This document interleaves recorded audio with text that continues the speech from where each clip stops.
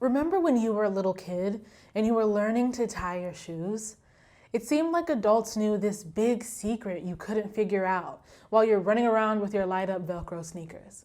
But then once you figured out how to loop the bunny ears, you realized it wasn't actually that big of a deal, and now it's just a skill you have for the rest of your life. You probably don't even think about the process anymore. You just do it. Now, I'm not saying that voting is like tying your shoes, but it's not like tying your shoes. Understanding all the rules, forms, and deadlines can feel overwhelming, and that's before you even get to figuring out which candidates to vote for. But for the next few minutes, we're gonna break down all the do's and don'ts so that voting is no more intimidating than pulling through the little loop-de-loop. I'm Evelyn from the internets, and this is the final installment of the MediaWise Voter Guide.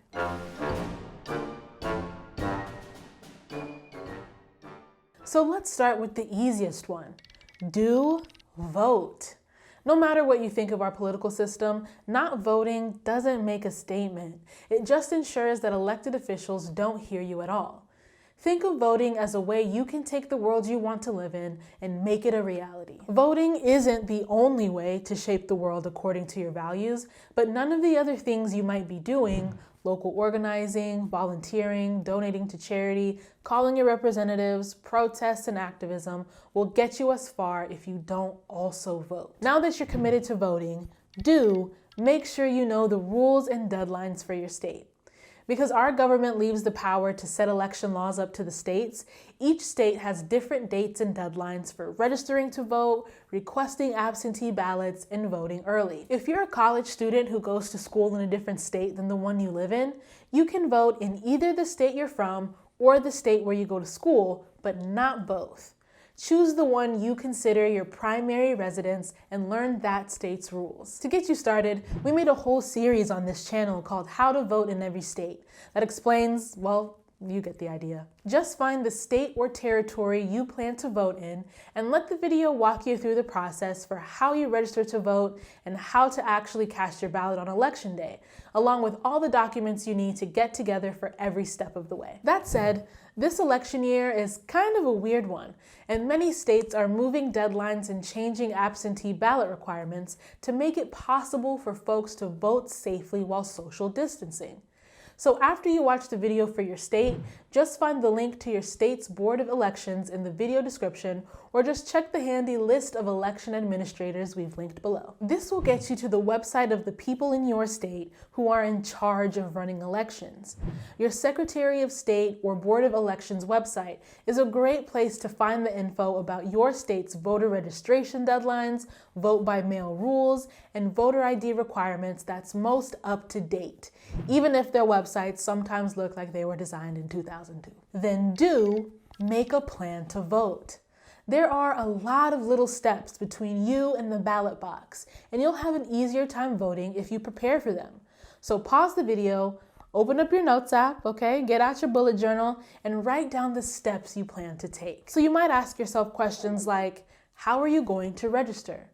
Does your state allow online registration or same-day registration at the polls?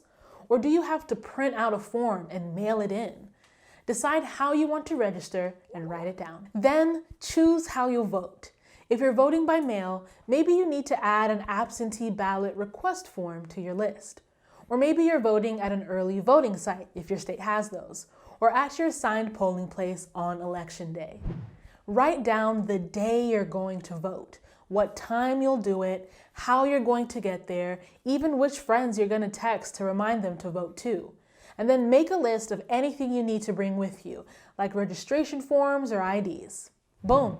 Now all you gotta do is stick to the plan. Once you've got everything in order so that you can vote, now you get to do the really exciting part. Decide who you're going to vote for. You can start by figuring out what elections are going to be on your ballot. Check that Board of Elections or Secretary of State website for a sample ballot. It'll show you everything you get to vote for, from the President of the whole United States all the way down to City Council and School Board. Here's a sneak peek don't for you. Don't miss out on those local elections. So many important things, like how your schools get funded, to what your state's minimum wage is, to whether those potholes on your road get fixed, are determined by state and local government. Your state may also have ballot initiatives that, depending on your state, will let you share your opinion on a law that's being considered, or actually make laws just by filling in that little ballot bubble. Tell me that's not power. Once you know what your ballot looks like, do your research.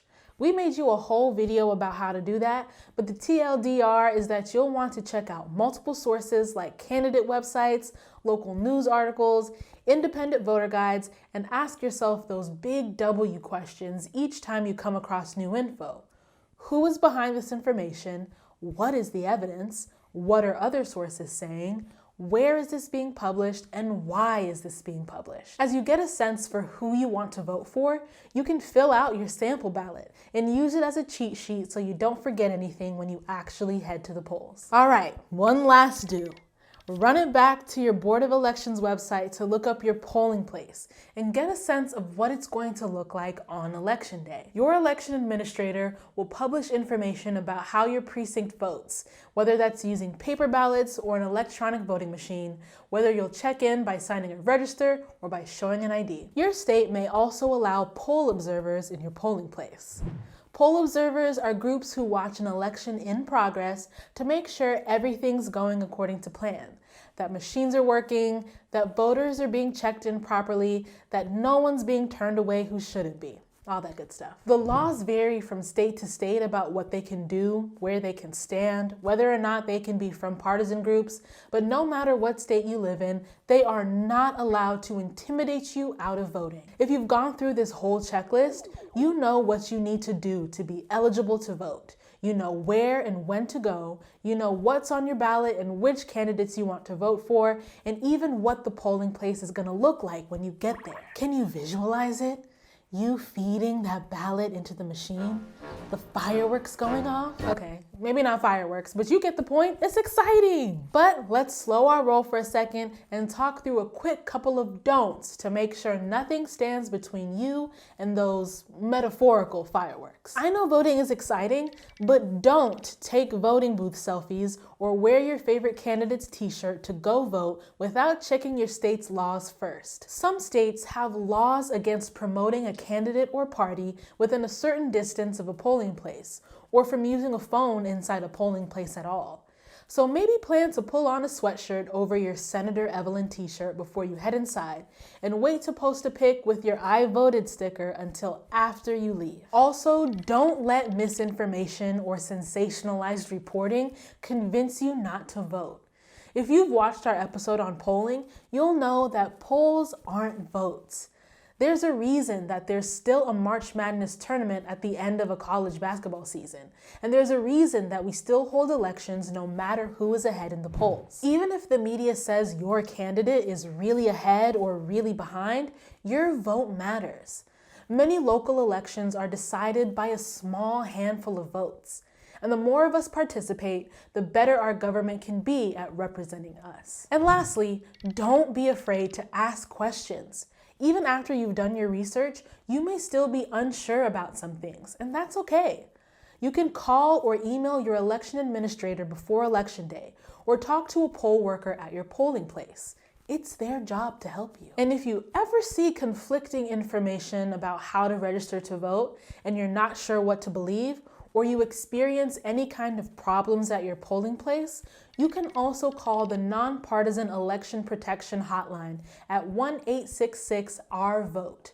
So just go ahead and save that number in your phone. When you call, you'll reach a trained voting expert who can talk you through whatever you're confused about and make sure you know your state's rules and your rights as a voter. It's always good to have some backup at your fingertips, but for most of you, voting is going to be a pretty smooth process. And then you get to rock a cool sticker for the rest of the day that lets everybody know you're a thoughtful, civically engaged person who cares about the future of their community and their country. It's like in elementary school when you got stickers every time you finished reading a book. But instead of a pizza at the end, you get to shape the future. Though the future better have pizza still. Bottom line, you're about to do a new thing. And like all new things, there's a little bit of a learning curve. But if you take a weekend or an afternoon or even a couple of hours to do some research and make a plan to vote, you're going to be in good shape. And then every time you vote after this, you'll be better and better prepared. So take a deep breath. You got this. And thank you for being a voter. The MediaWise Voter Project, MVP for short, is led by the Poynter Institute. That's a journalism teaching nonprofit. Complexly, the creator of this video, is a partner on MVP. The MediaWise Voter Project is supported by Facebook.